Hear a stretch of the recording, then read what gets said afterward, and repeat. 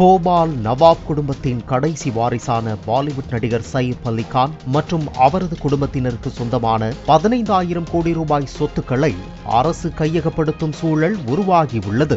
போபால் பட்டோடி குடும்பத்தைச் சேர்ந்த சயிஃப் அலி கானுக்கும் அவரது குடும்பத்தினருக்கும் போபாலில் மிகப்பெரிய அரண்மனை உட்பட நாடு முழுவதும் பல ஆயிரம் கோடி ரூபாய் அளவுக்கு சொத்துக்கள் உள்ளன. தேச பிரிவினையின் போது சயிஃப் அலி கானின் பெரியம்மா அபிதா சுல்தான் பாகிஸ்தான் சென்றதால் அவரது பங்காக இங்குள்ள 15,000 கோடி ரூபாய் சொத்துக்கள் 1968ஆம் ஆண்டில் இயற்றப்பட்ட எனிமிஸ் ஆக்ட் எனப்படும் எதிரி சொத்துக்கள் என்ற சட்டத்தின் கீழ் வந்துள்ளன. இந்த நிலங்களை மத்திய அரசு கையகப்படுத்த முடிவு செய்துள்ளதாக கூறப்படுகிறது. அதனை எதிர்த்து சயிஃப் அலி கான் அவரது சகோதரிகள் தாயார் ஷர்மிளா தாகூர் சார்பில் மத்திய பிரதேச உயர்நீதிமன்றத்தில் கடந்த 2015ஆம் ஆண்டு முறையீடு செய்யப்பட்டது.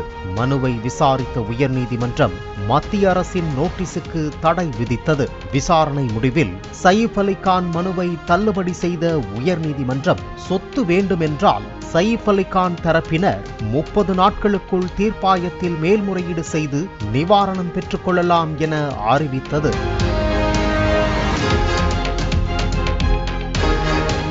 முப்பது நாட்கள் கடந்தும் சயிஃப் அலி கான் முறையீடு செய்யவில்லை என தகவல் வெளியாகி உள்ள நிலையில் அவர் குழந்தை பருவத்தை கழித்த வீடு, நூர் ஷபா அரண்மனை, பங்களா, ஆமதாபாத் அரண்மனை உள்ளிட்ட 15,000 கோடி ரூபாய் மதிப்புள்ள சொத்துக்களை அரசு கையகப்படுத்தும் சூழல் ஏற்பட்டுள்ளது.